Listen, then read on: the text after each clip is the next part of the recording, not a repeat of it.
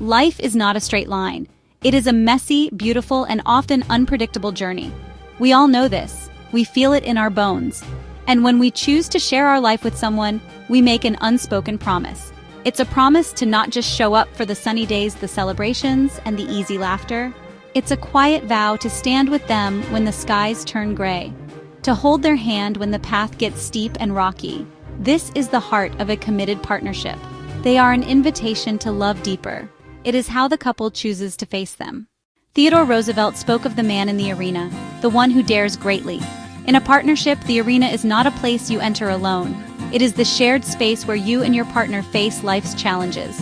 When a difficulty arises, be it a health scare, a financial crisis, a family conflict, the question becomes, are we entering this arena together as a team? Or are we standing on opposite sides, pointing fingers and assigning blame? A winning couple understands that the moment a challenge appears, they are on the same team. The problem is the opponent. Their partner is their teammate, their confidant, their greatest support.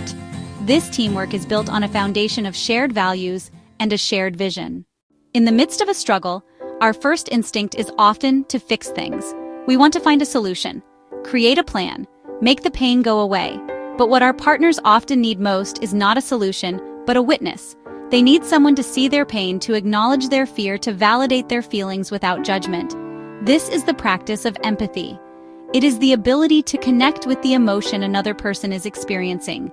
It's about feeling with them and say, I'm here with you, and you are not alone. When life feels overwhelming, grand romantic gestures can feel impossible. The weight of a job loss, an illness, family stress.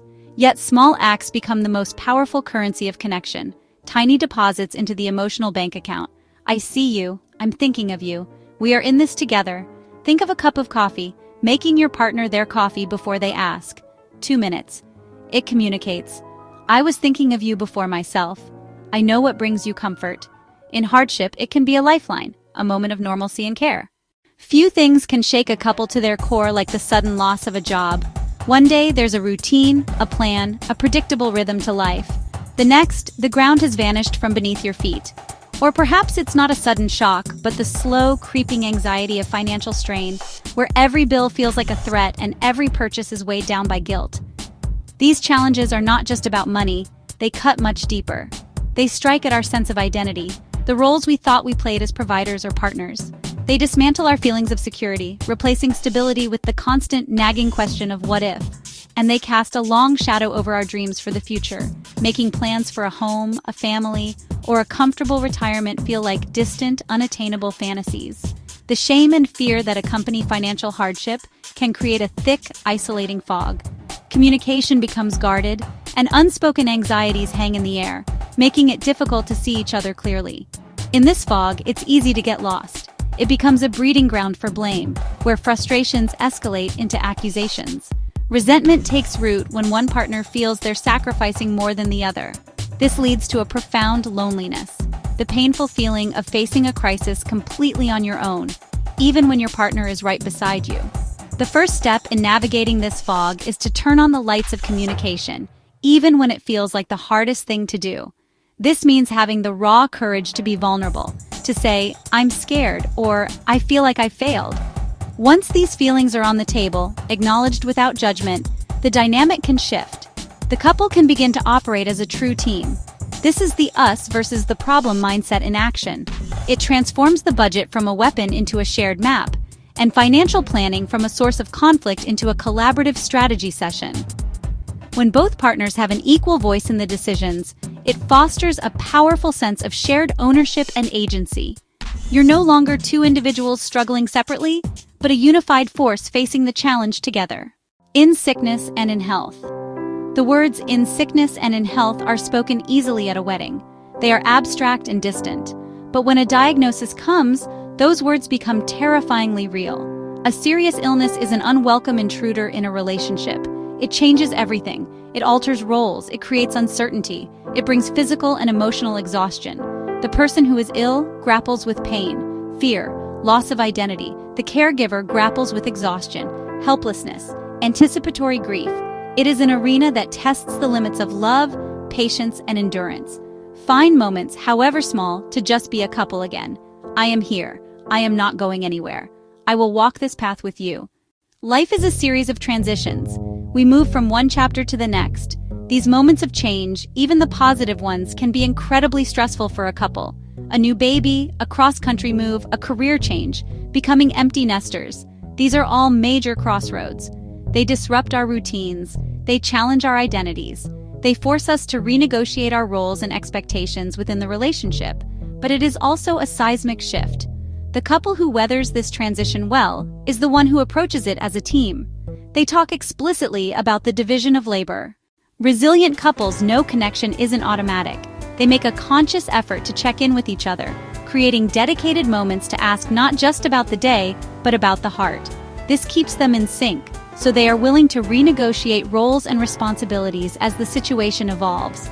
This flexibility prevents the quiet buildup of resentment, but these practical adjustments rely on a deeper emotional skill. At the heart of every resilient relationship is the courage to be vulnerable. We often mistake vulnerability for weakness, but it's the opposite. It is our most accurate measure of courage. It's the willingness to show up and be seen, to share our true feelings without any guarantee of how they will be received. In a partnership, this means speaking our truth with honesty and compassion, especially when it's hard. It means choosing connection over the comfort of avoidance. During tough times, it is easy to retreat into silence. We build walls to protect ourselves from more pain, but these walls don't just keep pain out. They lock us in, alone. Or, we might lash out, using anger and blame as a shield. Often, anger is just a mask for more vulnerable feelings like hurt or fear. Both paths lead to more distance. The only way to struggle together is to have the courage to take down the walls and speak from the heart. This isn't a license for brutal honesty that wounds. There's a vast difference between attacking your partner and sharing your own experience. Instead of an accusation like, "You never do anything to help," you might say, "I'm feeling really overwhelmed and alone with all of these responsibilities." The first statement starts a fight. The second, by using an I statement, invites empathy and problem solving. It turns your partner into an ally, not an adversary. Hope is not a flimsy, passive wish for things to get better. Hope is a cognitive, behavioral process. It is a way of thinking rooted in tenacity goal setting. In a relationship facing a storm, hope is the lighthouse. It is the steady, unwavering light that guides you through the darkest nights. It is the belief that things will get better, and that you, as a couple, have the agency and ability to work toward that future. A couple that cultivates hope together can endure almost any hardship. They have a shared vision of the shoreline, even when tossed by waves. It begins by daring to believe in a future different from the painful present. It means celebrating the smallest of victories, and it reinforces the most hopeful belief of all, that together you can and you will reach that distant, brighter shore. No one emerges from a significant life struggle unscathed. Life, in its immense and unpredictable nature, inevitably tests us, leaving its mark. We all carry scars, visible or invisible, etched into the fabric of our being. They are a universal truth of the human experience. They are the marks left by pain, the sharp sting of disappointment, or the dull ache of a long-held hurt. They are the imprints of fear, of anxiety for an uncertain future, and they are the hollow spaces created by loss. These are not just memories, they are a part of who we have become. But in a resilient partnership, these scars tell a different story. They cease to be symbols of weakness or damage to be hidden in shame. Instead, they transform. They become testaments to your shared endurance, a map of the terrain you have navigated side by side, a reminder that you chose to face the storm together.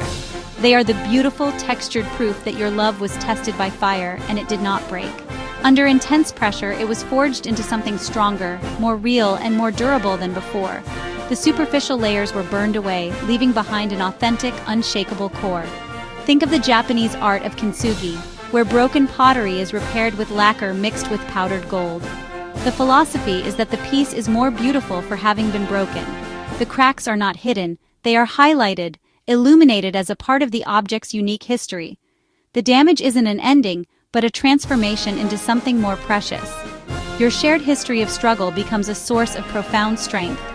When you look at your partner after surviving a hard season, you see them differently, with a new layer of respect for their resilience and courage. You emerge on the other side, not as two separate people who endured a hardship, but as one unified whole, stronger and more beautiful for having been broken and healed together.